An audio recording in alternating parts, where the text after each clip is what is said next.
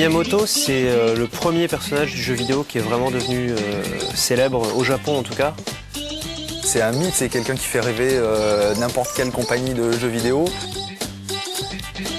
Sans Miyamoto, Nintendo serait peut-être pas ce qu'il est. On t'annonce Miyamoto sur la boîte, tu es à peu près sûr de trouver quelque chose qui satisfasse ce joueur.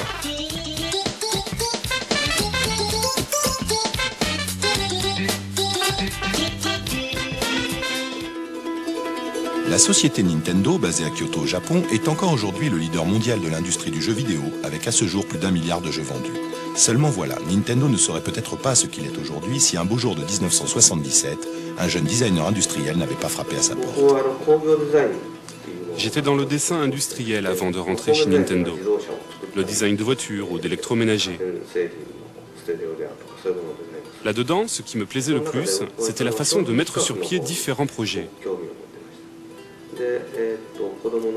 Mais depuis toujours, je souhaitais fabriquer des jouets pour les enfants et plus que tout faire des choses étonnantes. Et à cette époque, Nintendo fabriquait déjà des jeux de cartes, des voitures pour enfants, des machines à battre au baseball, bref, toutes sortes d'accessoires de loisirs.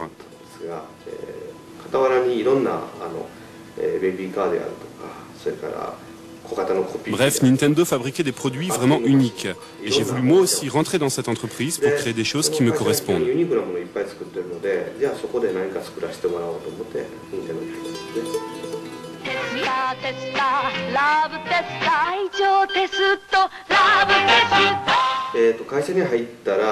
Pour me porter candidat, j'ai téléphoné à Nintendo et on m'a répondu « Non, on ne cherche pas de designer pour le moment ». Pourtant, il n'y avait pas beaucoup de designers dans l'entreprise à l'époque. De plus, le recruteur ne savait pas du tout ce qu'était le design industriel. Je suis quand même rentré et on m'a fait travailler avec d'autres dessinateurs sur des motifs de papier d'emballage, sur le design de package ou encore sur des jeux de cartes.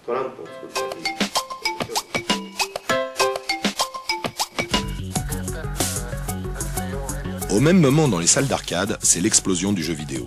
Nintendo ne savait pas encore qu'ils allaient non seulement participer à son expansion, mais aussi en devenir le plus grand précurseur. Quand j'étais étudiant, je jouais souvent dans une salle de jeux minable où on trouvait pêle-mêle des flippers, des machines à sous et même des jeux vidéo. Je me souviens que c'était une salle située sur le toit d'un grand magasin.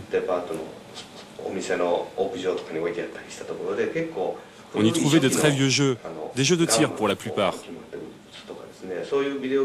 À cette époque, bien sûr, je n'avais jamais pensé que je travaillerais moi-même dans les jeux vidéo. Mais 1 an et demi après mon entrée à Nintendo, Space Invader a fait un méga hit.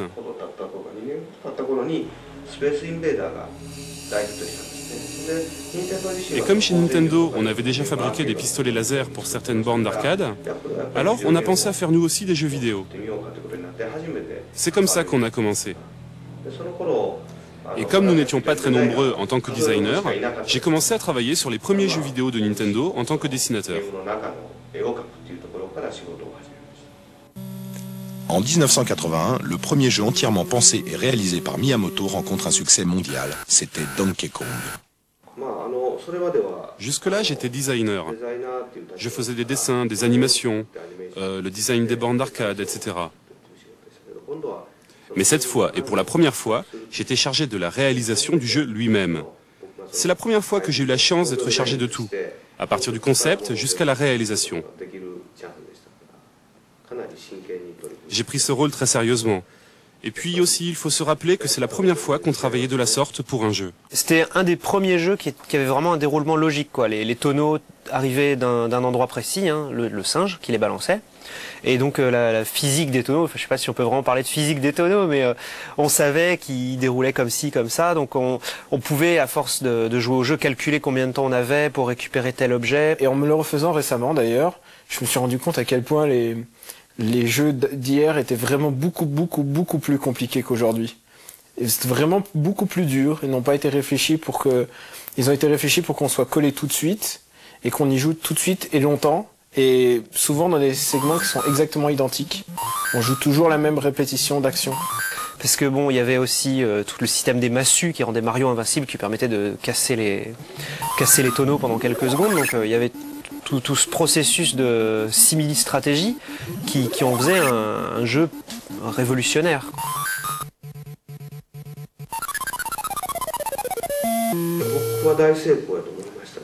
Personnellement, je pense que c'était une réussite. On a rempli nos objectifs, on a vendu toutes nos bornes.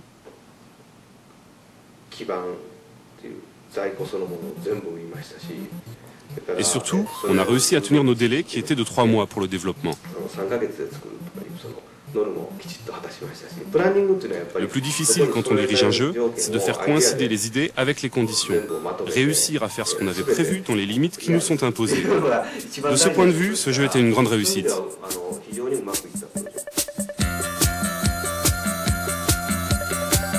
Nous sommes au début des années 80. La technologie et l'électronique se développent aux 4 coins du monde.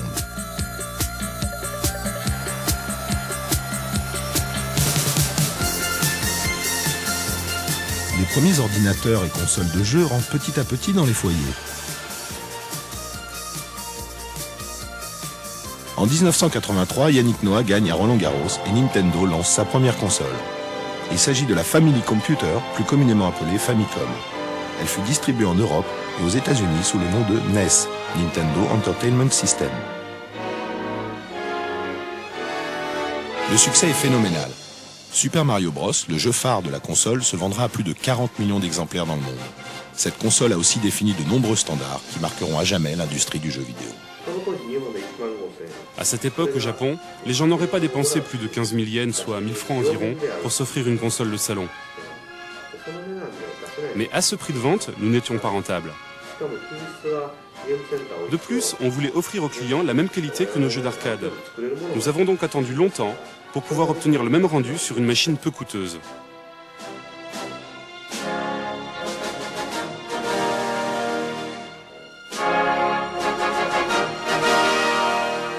La Famicom, son plus énorme, c'était justement les jeux totalement inédits et qu'on ne retrouvait nulle part ailleurs. Par exemple, Super Mario Bros.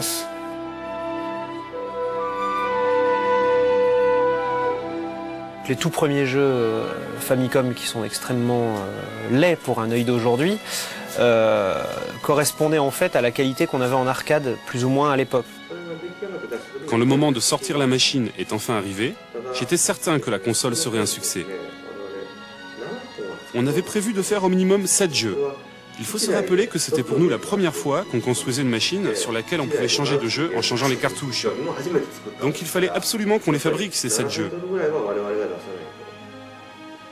Si notre console s'avère être un succès, on pouvait espérer que d'autres entreprises venues du jeu d'arcade allaient développer eux aussi des jeux pour la Famicom. Mais comme on ne pouvait pas compter dessus avec certitude, on devait absolument sortir au moins 7 jeux. En fait, elle a accueilli beaucoup plus d'éditeurs qu'il n'y en a jamais eu sur aucune autre console, quoi. C'est-à-dire que ce soit chez Atari, chez Coleco, etc. Les éditeurs étaient assez peu nombreux. Alors que là, ça a permis à énormément de sociétés japonaises qui étaient spécialisées dans l'arcade de se lancer dans l'aventure du jeu de salon. Et c'est ce qui a permis donc une avalanche de jeux. Et un soutien de Nintendo envers des jeux événementiels. Par exemple, on peut se souvenir que la Famicom, par exemple, telle qu'elle a été commercialisée en Europe, il y avait beaucoup de jeux thématiques, genre Teenage Mutant Ninja Turtles, des jeux vraiment... Il y avait Batman au moment où Batman, le film, sortait. C'est aussi une console qui a vu arriver des nouveaux genres, hein, parce que... Bon, faut pas oublier qu'après quelques années d'existence, on a eu droit à tous les Dragon Quest, toutes ces choses-là. Ça a été les premiers jeux à licence de dessins animés japonais. Hein. Ça a été les premiers jeux Dragon Ball, Ken le Survivant, etc. Hein. Donc forcément, les enfants de l'époque pouvaient retrouver leur héros préféré sur un nouveau média, donc ils ne s'en sont pas privés. Le succès de la console n'a jamais fléchi pendant les 7 ans où elle fut commercialisée.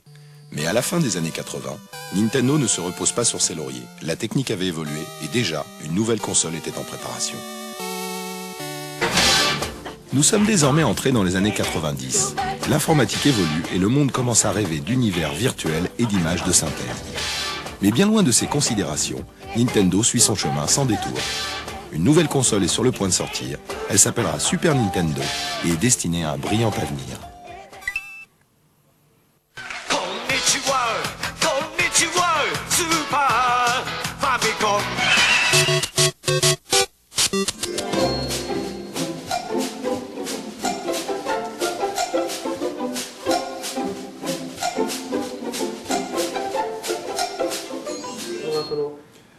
La Super Famicom est dans la lignée de la Famicom. Pour cette nouvelle console, je voulais absolument régler les problèmes de scrolling et de scintillement qui empoisonnaient la vie des joueurs sur Famicom. C'est en gardant cette priorité en tête qu'on a commencé à travailler. De plus, cette fois-ci, on a réfléchi d'abord à ce qu'on attendait des jeux pour construire la console. On cherchait à obtenir les outils dont nous avions besoin pour faire les jeux qu'on voulait.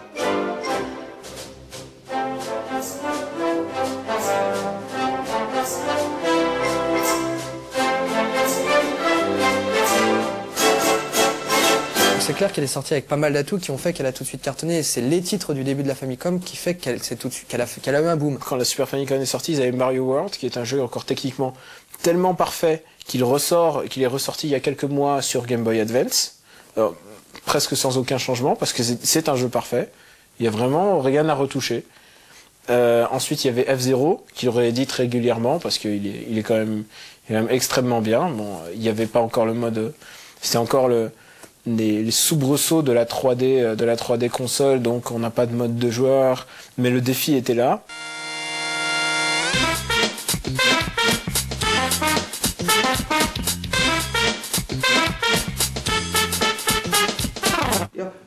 La Super Famicom est à la base une console 2D. Même si on pouvait faire des scrollings différentiels, c'est toujours de la 2D. Mais on était déjà très intéressé à l'époque par le concept de la 3 dimensions. On a essayé d'animer des polygones, mais décidément la Super Famicom n'en était pas capable. On a donc fabriqué une puce spéciale qu'on appelait le Mario Chip et qui s'appelle le mode 7 dans le reste du monde. C'est grâce à ça qu'on a pu avoir un rendu 3D sur Super Famicom. À l'époque, on avait quand même le Mega Drive qui proposait une 3D vraiment extrêmement limitée. Et Nintendo proposait le mode 7 qui permettait les rotations des simili-volumes. Et donc là, il y avait un réel progrès, une réelle innovation dans le mode 7, même si le résultat était parfois qui peut paraître un peu dérisoire aujourd'hui, parce que maintenant, le mode 7, si on regarde bien, par exemple, Ghouls and Ghosts en européen, on voit le château qui zoome, on voit des immondes pixels en premier plan. Aujourd'hui, on éviterait ce genre de détails, surtout pour une intro. Mais à l'époque, un château qui zoome comme ça, on n'en avait pas. Nous voulions faire quelque chose de jamais vu. De même, nous voulions une console qui nous laisse toute liberté pour faire des jeux, loin des limitations très serrées de la Famicom. Le problème, c'est que pour correspondre à la mode des jeux de combat, on me demandait de faire 6 boutons alignés. J'ai eu beaucoup de mal à imposer l'idée des boutons L et R.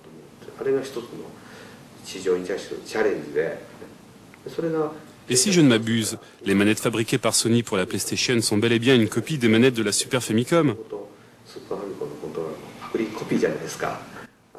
Ça me plaît beaucoup, ça. On peut dire que c'est devenu un standard.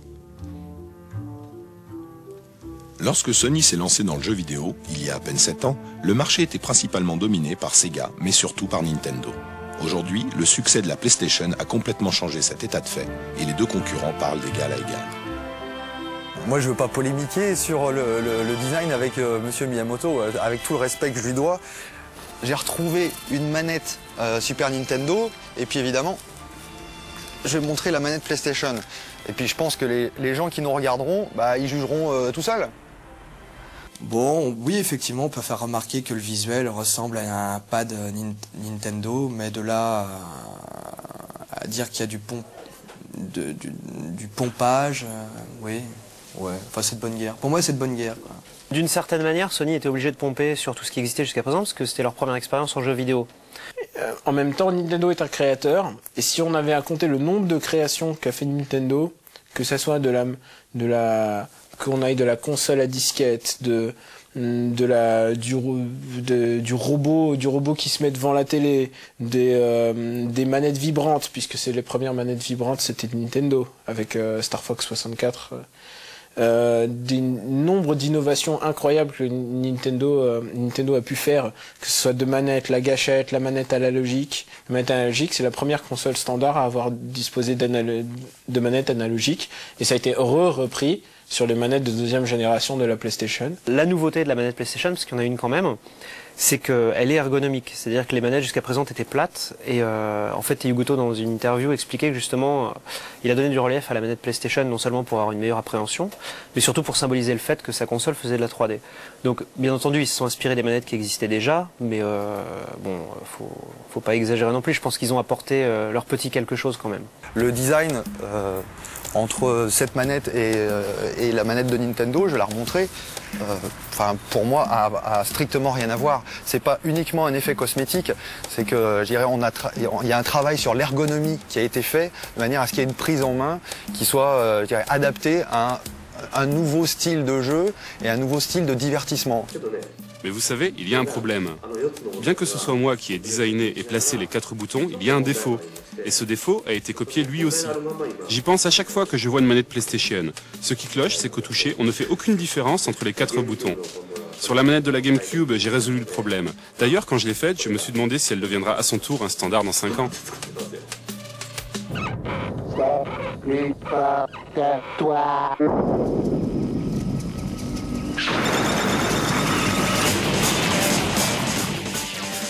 Mais bien avant la PlayStation, Nintendo avait déjà des concurrents, ou plus particulièrement un concurrent, Sega. Le roi de l'arcade et l'outsider de la console lance en 1991 Sonic the Hedgehog. La guerre est ouverte. Le hérisson bleu restera longtemps le plus farouche ennemi du plombier à la casquette rouge. Une rivalité qui fait sourire aujourd'hui puisque Sega vient de sortir Sonic Adventure 2 sur Nintendo GameCube. Sonic, quand il est sorti à l'époque, c'était surtout techniquement qu'il était impressionnant, hein. Ça allait très très vite et puis il est sorti au mois de juin, donc c'était l'été, les décors étaient merveilleux, tout le monde se souvient du décor avec l'eau, le soleil, etc.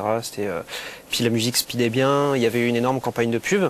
Il y a peut-être une agressivité qu'il n'y a pas dans Mario, dans Sonic. Il y a peut-être une agressivité, quoi. Contrairement à Mario, qui est un petit plombier rondouillard, Sonic, il avait des formes beaucoup plus effilées, et puis il avait un regard un petit peu ironique, ce que Mario n'avait pas. Mario est toujours souriant, Mario est toujours un petit peu béat, ou surpris, ou étonné, alors que Sonic, au contraire, est un personnage qui est vachement sûr de lui. Sur toutes les illustrations qu'on a vues à l'époque, il a toujours son regard avec son œil remonté, il est comme ça, il fait... Oui, Sonic, c'était un coup dur pour Nintendo, car c'était vraiment un jeu pétillant, plein d'énergie, et très speed, très accrocheur à l'œil, pas avec un gameplay beaucoup plus limité que celui de Mario. On n'a jamais vu des cartes de monde à explorer dans Sonic. Tout allait, les niveaux étaient comme un ancien jeu de plateforme à l'ancienne. C'était presque un peu old school au niveau création de niveau, mais en même temps tout était speed et chatoyant. C'est ça le principal. Et donc leur communication aux États-Unis a été faite là-dessus. Hey les kids, venez, vous allez jouer au dernier jeu, cool. Too easy. Enfantins, ils le sont autant l'un que l'autre, c'est-à-dire que c'était le début aussi de la polémique des jeux vidéo qui sont violents, etc. Donc il fallait que le jeu reste accessible à tout le monde, tout en étant cependant suffisamment attractif auprès des kids entre guillemets américains qui disaient ouais Sonic il est vraiment branché, Mario c'est pour les ringards. En fait le but de Sega c'était vraiment de rendre Mario ringard grâce à un Sonic vachement plus sauvage, vachement plus entre guillemets hardcore, extrême, tout ce qu'on veut quoi. Personnellement, s'il y a des gens autour de nous qui font des jeux de bonne qualité, ça ne me dérange pas du tout. Je ne leur souhaite que du bien. Mais c'est vrai qu'à l'époque, une des plus grandes polémiques, qui continue d'ailleurs aujourd'hui, concernait le fait que Nintendo s'adresse aux enfants. C'est vrai qu'on a tendance à faire des jeux d'aspect enfantin, mais fondamentalement, nous ne faisons pas nos jeux pour les enfants uniquement. Quand nous avons sorti le premier Super Mario, il ne visait pas du tout les enfants. Une des stratégies de Sega, c'est de mettre l'accent sur le côté enfantin de Nintendo.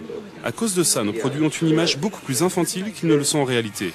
C'est quelque chose dont on discute souvent dans nos locaux. La maturité dans un jeu est assez relative. Même tuer des zombies, avec des effusions de sang n'est pas plus mature que d'empiler des briques pour faire disparaître des lignes. Tout l'important c'est le schéma de pensée qu'on a utilisé pour arriver au but.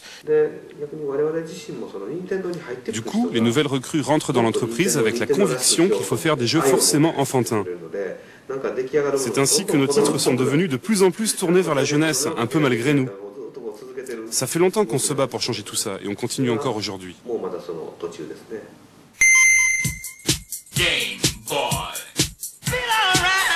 Pendant ce temps, Nintendo, toujours visionnaire, sortait la première console portable jamais fabriquée. 12 ans plus tard, plus de 110 millions de Game Boy, toutes versions confondues, ont été vendues. Moi, je pense que si la Game Boy a explosé dès le départ, c'est d'une part à cause de la réputation de Nintendo, donc qui obligatoirement crée un engouement du fait que l'image de Nintendo véhiculait avec la Super Famicom un certain succès, des titres qui explosaient. C'était la première fois qu'on avait une machine de jeu qui était portable et qui permettait des jeux aussi riches que ce qu'il y avait dans le salon, quoi. Parce que jusqu'à présent, les petits jeux électroniques, il n'y avait pas de scrolling, il n'y avait pas de sauvegarde, il n'y avait rien du tout. Là, bon, il y avait quand même Mario, il y avait Tetris qui était vraiment hypnotique. Alexei Pajitnov, le génial créateur de ce jeu mythique, n'a obtenu des droits d'auteur qu'à partir de 1996. Jusqu'à ce moment-là, toutes les consoles et les ordinateurs disponibles se sont pourvus d'une ou de plusieurs versions de Tetris.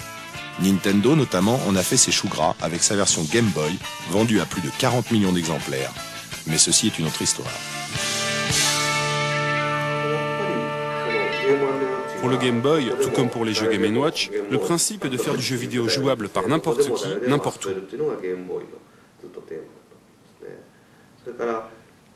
Je vous ai dit tout à l'heure que nous avons attendu longtemps pour sortir la Famicom à un prix raisonnable. De la même manière, il était impossible à l'époque de sortir le Game Boy pourvu d'un écran couleur pour un prix compétitif. C'est sûr qu'un écran couleur c'est bien plus joli, mais ça consomme beaucoup d'énergie et limite d'autant l'autonomie. En tant que joueur, je n'aurais pas envie d'acheter une machine qui use ses piles en 2 heures. Le Game Boy a vraiment été construit en fonction du consommateur. Elle est vraiment pas belle, l'écran était très moche. Nintendo a pensé à quelque chose de très important et il y pense toujours, c'est que souvent les piles sont achetées par les mômes qui achètent la Game Boy, par leur propre denier. Donc du coup, ils ont fait quelque chose de très économique au niveau énergie. Alors que la Game Gear ou les consoles de même génération, il fallait 4 à 6 piles qui se bouffaient en moins de 6 heures parfois. Pour finir, un autre point important du Game Boy, c'est le câble Link. Et bien sûr aussi la possibilité, comme dans Zelda, de couper le jeu à tout moment grâce à la sauvegarde automatique. Il était important de faire des jeux longs et profonds, auxquels on puisse jouer n'importe où. Puis il y avait aussi ce système de Link Battle, qui était très important. Ça permettait, malgré tout, de pouvoir s'affronter. Donc c'était pas un plaisir égoïste. Je voulais absolument exploiter efficacement le câble Link et sortir des jeux qui puissent tirer pleinement parti des possibilités offertes. La plus grande réussite à ce point de vue est Pokémon, je pense.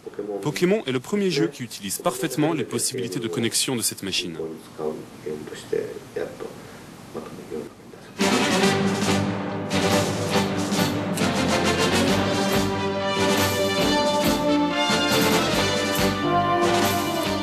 Si vous ne voyez dans Pokémon qu'un phénomène commercial, c'est que vous n'avez jamais joué au jeu. Car derrière l'armada promotionnelle dont Pokémon a bénéficié lors de sa sortie européenne, il y a tout d'abord un jeu. Un jeu pensé dans les moindres détails et parfaitement dans l'esprit ludique des plus grandes réussites de Nintendo.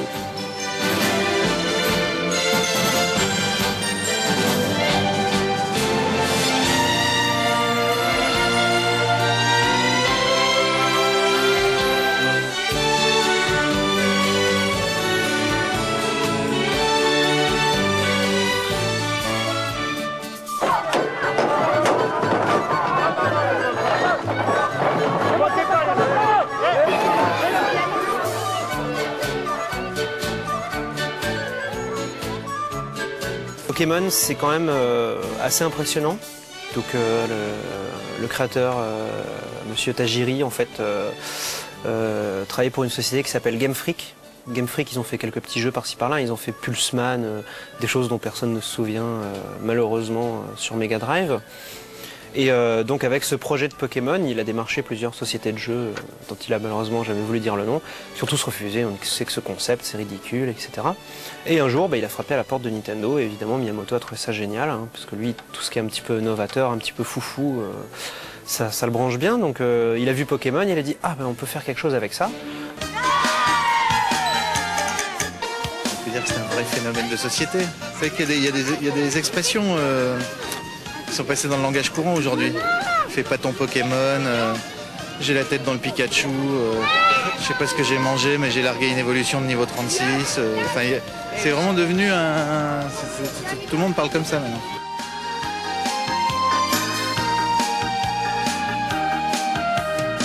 Au moment où Pokémon est sorti au Japon, il n'y avait plus que 3 jeux en développement sur cette console. C'est-à-dire c'était vraiment la fin quoi. Et donc Pokémon est sorti dans l'indifférence générale, sans vraiment beaucoup de pubs, sans vraiment grosse campagne, malgré le fait que ce soit un jeu Nintendo. Et en fait c'est le bouche à oreille qui a vraiment fait fonctionner le titre. La suite, vous la connaissez. Pokémon a rencontré un succès incroyable au Japon, mais aussi aux États-Unis et en Europe.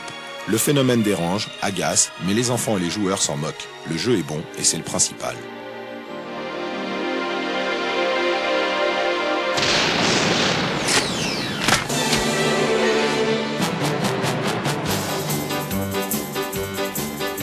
La N64 marque pour Nintendo son arrivée dans le marché de ce qu'on appelait alors les consoles nouvelle génération.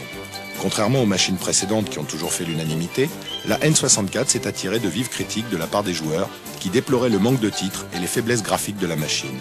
Pourtant, ça n'a pas empêché Nintendo de vendre 40 millions de consoles dans le monde. La Nintendo 64 se présentait sur des cartouches. Or, comme on le sait, les jeux en 3D, ça demande énormément de mémoire à cause des textures qui sont de plus en plus gourmandes. Donc du coup, on avait des jeux qui semblaient un petit peu,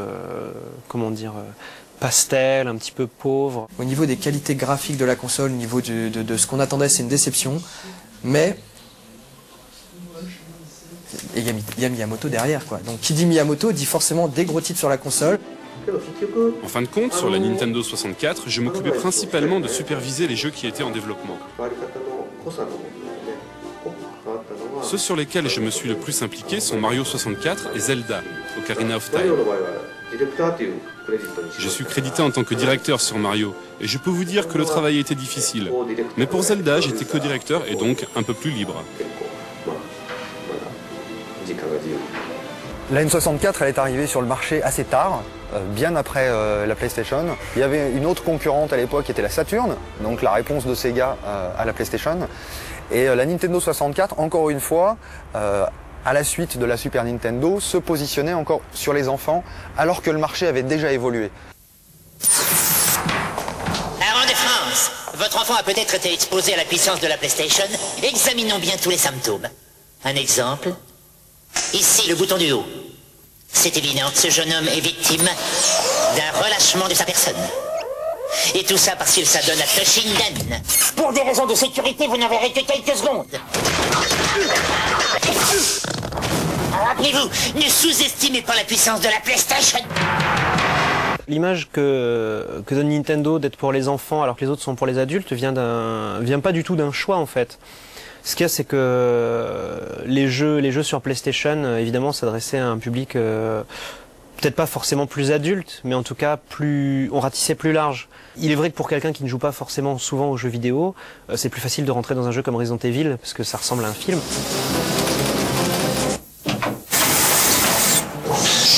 Resident Evil 2. Du calme, ça n'est qu'un jeu. Metal Gear, ça ressemble à un film. He's in shock, drifting in and out of consciousness. Say anything? Something about his footprints giving him away. Check. Anything else? Game over. C'est quoi ce combat?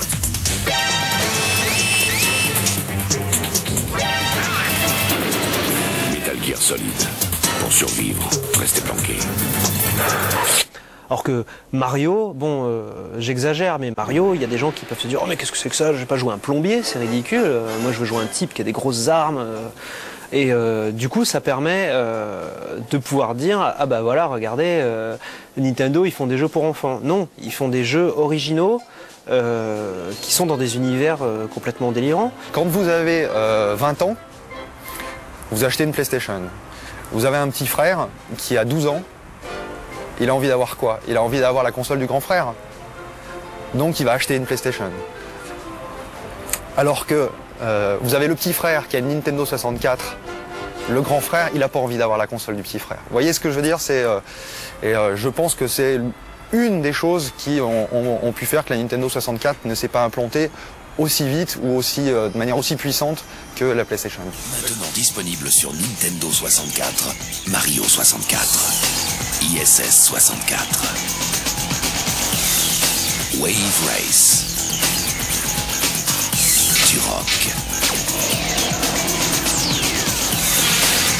Pilot Wars, GoldenEye 007.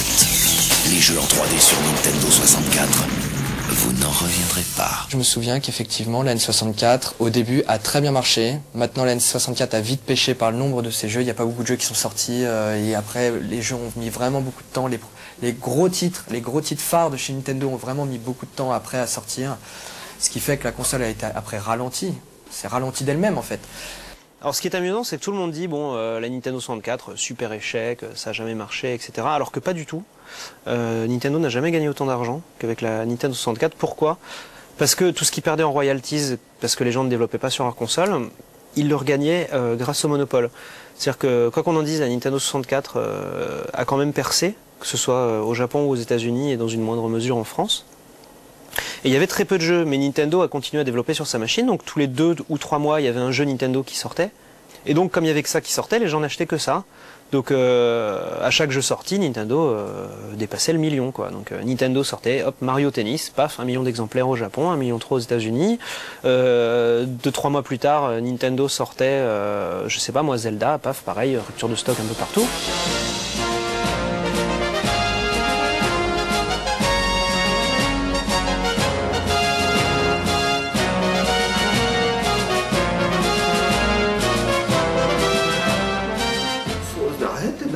Si je puis me permettre, aujourd'hui, combien de jeux sont réellement bons? Si j'étais un simple consommateur, 3 ou 4 jeux par an me suffiraient.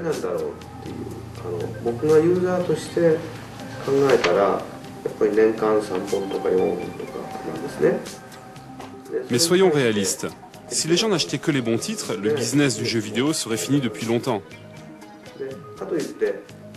Par exemple, chez Nintendo, on sort un jeu par mois, donc une douzaine par an. Les joueurs normaux vont acheter environ 4 de ces jeux, mais les fans vont certainement tous les acheter. C'est déjà beaucoup trop. Je conçois qu'il soit absolument nécessaire de produire un nombre conséquent de jeux pour assurer la variété et satisfaire les goûts de chacun, mais franchement, 200 jeux par an, ça n'a aucun sens. C'est fait pour les bourses, pour les petites bourses. Il y a les gens qui ont très peu d'argent. Si on achète 2 jeux par an, c'est la Nintendo 64 qu'il faut prendre. Si on a plus d'argent, évidemment, on peut un peu gaspiller sur d'autres consoles. Mais vraiment, si on s'intéresse aux jeux et seulement aux jeux, c'est Nintendo sans aucun problème. Les techniques du jeu vidéo ne cessent d'évoluer, mais il faut réfléchir d'abord à l'intérêt du jeu vidéo parmi le divertissement en général. Maintenant, chez Nintendo, les gens qui se font embaucher souhaitent faire du jeu vidéo avant tout. Mais c'est une vision erronée des choses.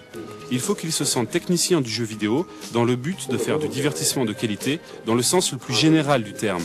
C'est ce que j'essaye de leur faire comprendre. Pour vous donner un exemple, on va bientôt sortir au Japon des jeux enregistrés sur des cartes à code barre. Il suffira de les glisser dans le lecteur Game Boy Advance pour obtenir toutes sortes de petits jeux très variés.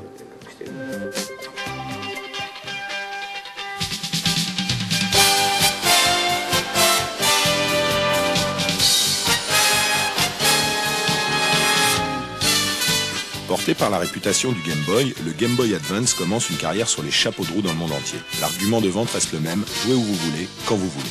Mais l'innovation est de taille. Loin des graphismes primitifs du Game Boy, le GBA offre une qualité visuelle et sonore supérieure à ce que proposait la Super Nintendo. Les joueurs sont conquis, le grand public également. Les jeux qui sortent en ce moment sur Game Boy Advance, par exemple, sont des jeux Game Boy que personne n'aurait daigné regarder avant. Personne. Je veux dire, Advanced Wars, des choses comme ça. Il y en a une tripotée qui est sortie sur Super Famicom dans le temps. C'est pas le premier. Là, tout d'un coup, tout le monde se rue dessus.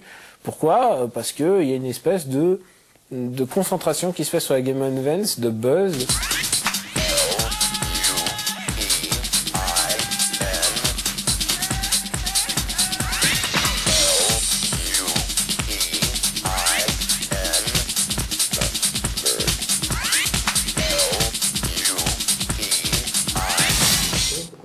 Si on y réfléchit, il n'y a pas forcément de raison logique au succès du Game Boy Advance. Son point fort, c'est peut-être qu'elle donne l'impression d'être indispensable pour être dans le coup. C'est sans doute aussi grâce à la marque Nintendo, à sa qualité technique et à son prix. Mais finalement, c'est surtout grâce à sa très bonne réputation. Alors là, sur le coup de la GBA, oui, on peut dire que tout est dit. Nintendo, c'est le roi du monde. Au niveau portable, jamais personne n'a réussi à percer. Pourtant, tout le monde reproche à la Game Boy et à la Game Boy Advance de ne pas être rétroéclairée. Alors que toutes les consoles qui sont rétroéclairées se sont ramassées. Si c'était SNK ou Sega qui avait sorti cette console, elle n'aurait pas marché. L'écran est vraiment ignoble. L'écran, il est inimaginable pour moi. C'est la Game Boy Advance telle qu'elle est aujourd'hui. C'est un prototype de celle qui sortira dans 2 ans avec un bon écran. Non, la console, quoi qu'il en soit, quel que soit, bon, l'écran, c'est vrai que l'écran est sombre, quoi. C'est vrai que on se décape les yeux là-dessus, quoi. C'est vrai. Mais la console marche bien, quoi. C'est clair, la console marche bien. Bon, là, je parle au niveau officiel, au niveau grand public. C'est clair que maintenant, tous les gens qui avaient une Game Boy ont fait le pas vers la Game Boy Advance, enfin, ou le font, ou vont le faire, quoi. Ça, c'est clair.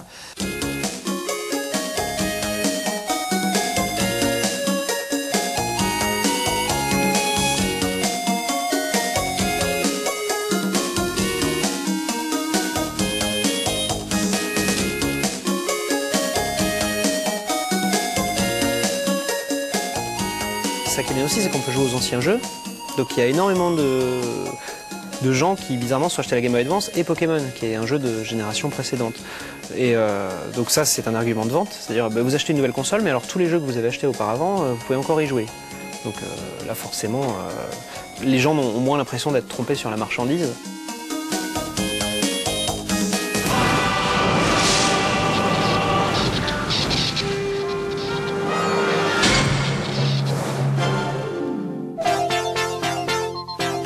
Enfin, voici la toute dernière console de Nintendo, la GameCube. Sortie quelques mois après le GBA, elle rencontre pour l'instant un succès certes pas vraiment foudroyant, mais qui reste satisfaisant compte tenu de la concurrence. C'est en tout cas bien suffisant pour lui prédire un bel avenir. Quoi qu'il en soit, Nintendo reste encore une fois entièrement axé sur le jeu. Contrairement à ses concurrentes, la GameCube ne lit pas les DVD. Enfin, comme pour la N64, les jeux ne se bousculent pas au portillon, mais sont pour la grande majorité des titres de qualité.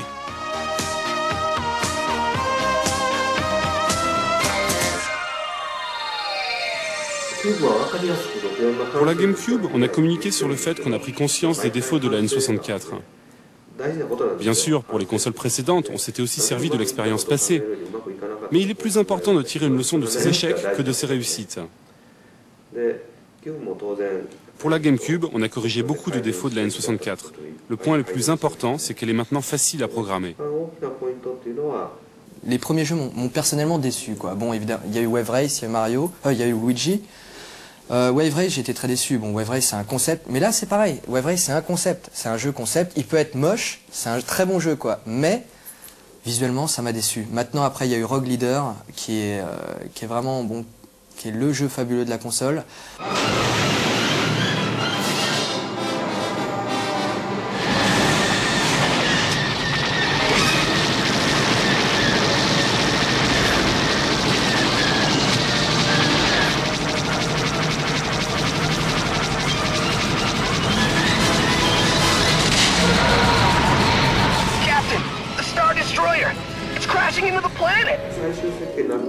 Pour la Super Famicom, on a hésité jusqu'au bout à intégrer un support CD-ROM à la console.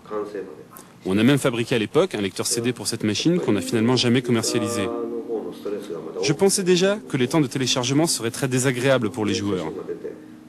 Mais quand la PlayStation est sortie et que j'ai vu que les temps d'accès CD ne dérangeaient personne, j'étais très surpris. Pour la GameCube, on est enfin passé au support disque. Mais on l'a fabriqué de manière à limiter au maximum le stress de l'attente. J'ai quand même été très surpris de voir l'indulgence des joueurs. Moi, je ne supporte pas d'attendre. Le principe de la cartouche sur une console 128 bits, c'est vrai que ça aurait pu faire peur à beaucoup de développeurs. Parce que ça aurait coûté cher en royalty, parce que Nintendo, effectivement, aurait eu cette image de espèce de vieux grigou qui s'entête.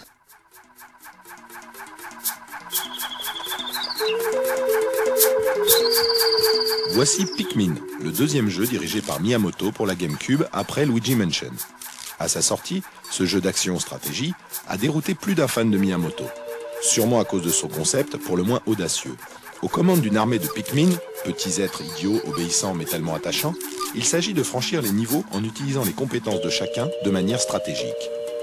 Que l'on aime ou que l'on n'aime pas, on constate une fois encore que Miyamoto innove encore et toujours.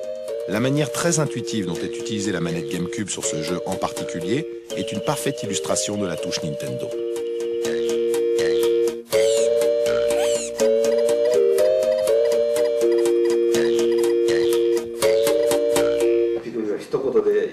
C'est inutile d'en parler car je pense qu'il faut y jouer vraiment pour comprendre.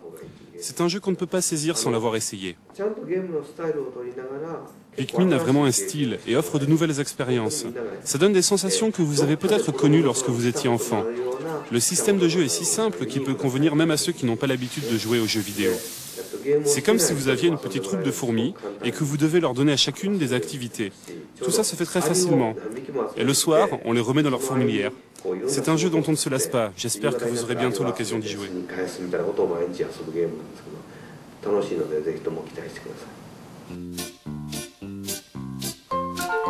Que l'on parle des jeux ou même du design, la GameCube se démarque particulièrement de ses concurrentes. Cette petite boîte violette, noire ou orange est bien éloignée de la très massive Xbox, voire même de la PlayStation 2. Tout est une question de concept et de point de vue assurément très différents entre Nintendo, Sony et Microsoft. Vraiment, le concept est différent. La PS2 est faite pour être posée à côté d'un magnétoscope. Elle ne bouge plus de dessous la télévision. Nous, on n'a pas voulu faire une console qui reste pour toujours sous le plus gros téléviseur de la maison. Nous souhaitons que les joueurs gardent le loisir de changer leur machine de place. À cet effet, nous avons même ajouté une poignée sur l'arrière de la console. Les gens qui ont une GameCube, là, le transportent, hey, j'amène la GameCube ce soir, ouais, super. Alors que bon, la Xbox, c'est quand même beaucoup plus, venez jouer à la Xbox chez moi. Enfin, vous savez que les Japonais se déchaussent à la maison. Et si par malheur, on se fait tomber sa Xbox ou sa PS2 sur le pied, on se casse un orteil à coup sûr. Les coins pointus de la PS2, ça doit pas faire du bien. La PlayStation 2, c'est pas une console qu'on trimballe pour montrer à ses amis. C'est la console un petit peu classieuse qu'on met à côté de la télé. Paf, c'est un bel objet et elle ne bougera plus. Voilà. Nintendo reste dans son domaine de prédilection qui est le jouet. Un jouet, ça doit être facile à manipuler, pas fragile. On doit pouvoir le manipuler avec les mains pleines de Nutella. C'est pas le cas d'une PlayStation. Quelqu'un qui a 25 ans, il va être précautionneux. C'est quelqu'un qui aime la haute technologie. C'est quelqu'un qui a une télé en 16/9. C'est pas du tout le même public, quoi. La GameCube, bon, à titre personnel, la mienne, je l'ai jamais trimballée sur le manche. Faut être fou, quoi, pour trimballer sa console sur une poignée.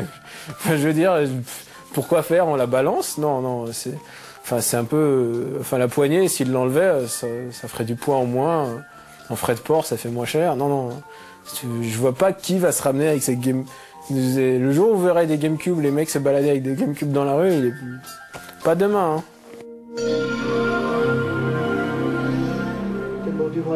La Nintendo différence, comment dire? On nous pose souvent des questions sur notre technique marketing et la façon dont nous affrontons la concurrence. Mais moi, je n'ai pas du tout l'esprit combatif, quoi qu'en disent les médias. C'est pour ça, par exemple, que le point le plus important de la Game Boy et de la Game Boy Advance, c'est pas la capacité technique de la machine, c'est les extérieurs, c'est le câble Link, pour la Game Boy Advance jouer à plusieurs avec une seule cartouche, etc. L'environnement est plus important que la technique. Bon, le jeu est plus beau, le jeu est passé de la 2D à la 3D, le jeu est passé de 32 couleurs à 256 couleurs, c'est très bien, mais c'est le même jeu, sauf qu'il est plus beau. Pour Miyamoto, la vision est différente, c'est... Ben voilà, le premier Kirby, on pouvait se déplacer comme ça, comme j'expliquais tout à l'heure. Le premier Kirby, on se déplace comme ça. Ben dans le nouveau Kirby, on peut passer d'un écran à l'autre. Voilà, ça c'est de la nouvelle génération. Ça n'a jamais été fait, ça va dans le sens de l'évolution. Le nouveau Kirby sera donc à la fois un jeu pour GameCube et Game Boy Advance. En reliant les deux consoles l'une à l'autre, on peut se servir du GBA comme d'une manette et faire rouler Kirby sur l'écran en inclinant sa console dans toutes les directions. Ultime coquetterie, le brave Kirby peut même, selon les aléas des niveaux, tomber dans l'écran du GBA pour ensuite rejaillir de plus belle sur l'écran de la GameCube.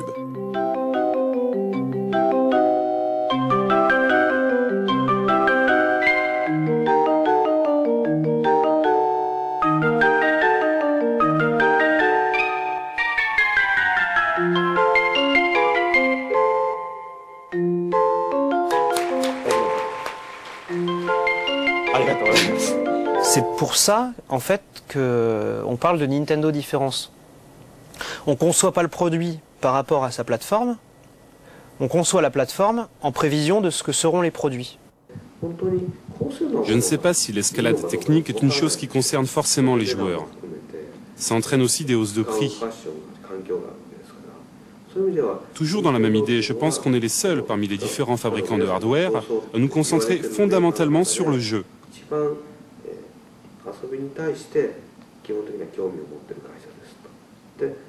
On souhaite que les joueurs comprennent cette position unique et la ressentent dans tous les choix que nous faisons. Aujourd'hui, on peut relier son GBA avec sa GameCube. Ça offre de nouvelles possibilités. On pense aussi sérieusement aux jeux en réseau. Mais quoi qu'il arrive, toutes nos avancées futures auront toujours le jeu comme base fondamentale.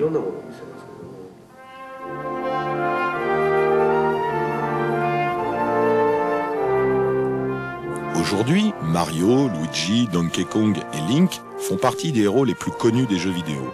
Et derrière ces personnages, il y a encore et toujours Monsieur Miyamoto. Mais quel est son secret? Comment fait-il pour toujours atteindre parfaitement son but?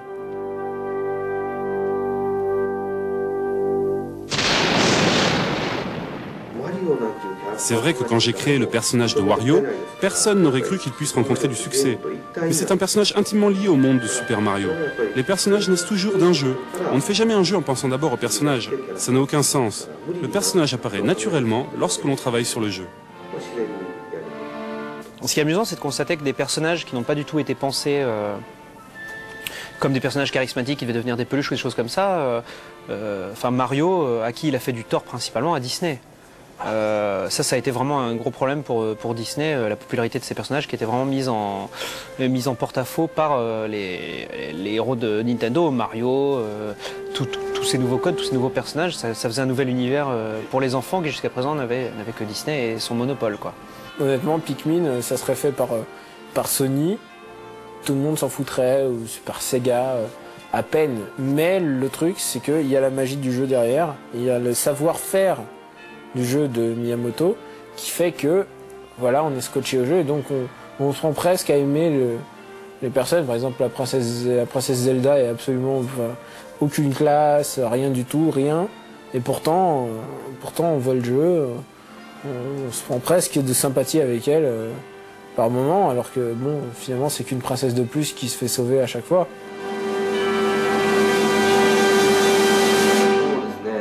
Si je devais choisir mon jeu préféré, je dirais que c'est Donkey Kong. Ce jeu a vraiment marqué un tournant dans ma carrière. Mon palmarès Miyamoto, je pense qu'en premier je mettrais Zelda, mais le tout premier Zelda sur NES, qui pour moi était vraiment un super souvenir. C'était le premier jeu où on pouvait sauvegarder, on n'avait pas à noter des tas de mots de passe super embêtants. Et puis il y avait vraiment une ambiance qui était très forte. On était vraiment seuls contre tous. Et malgré tout, on réussissait à s'en sortir parce qu'il fallait utiliser des astuces, des ruses, des choses comme ça. Donc moi en premier, c'est pour ça que je mettrais Zelda. Et en plus, c'est vraiment le point de départ d'un type de RPG, les action RPG, qui a marqué le monde et qui se fait copier tout le temps. Et alors on a beau voir des centaines, des milliers de copies, il n'y en a pas une qui arrive à un pouce de celui de Nintendo. Ensuite, je mettrai Super Mario. Je suis très heureux qu'il ait pu rencontrer un succès mondial. Son meilleur jeu, je ne sais pas s'il le considère comme son meilleur jeu, mais Mario 64 est vraiment un des trucs les plus aboutis qui s'est fait dans le monde, quoi. Même si la 3D aujourd'hui est dépassée, la complexité de Mario 64 est hallucinante. C'était la première fois qu'on utilisait la 3D aussi intelligemment. C'était la première fois qu'il fallait autant composer avec les caméras, des choses comme ça. Il jouait vraiment avec tout ce qui était caché derrière les murs. Il fallait, comme c'était de la 3D, il fallait tourner autour des obstacles pour voir vraiment ce qu'il y avait derrière. C'était vraiment intéressant. Enfin, je dirais Pikmin. C'est certainement le jeu le plus original que j'ai fait récemment. Je pense que c'est une réussite.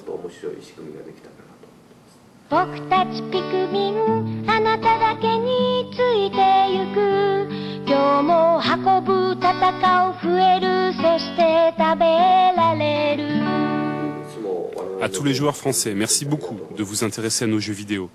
Je me demande s'il y a une grosse différence avec les jeux français. Ça n'a rien à voir, mais quand j'ai vu pour la première fois un dessin animé français, j'ai trouvé très bizarre que les lèvres soient représentées avec autant de détails. Ça semble logique, et finalement c'est peut-être les dessins animés japonais qui sont bizarres. Mais il paraît que nos dessins animés reçoivent en ce moment un bon accueil en France. J'aimerais vraiment savoir ce que vous, les Français, vous pensez de nos jeux vidéo.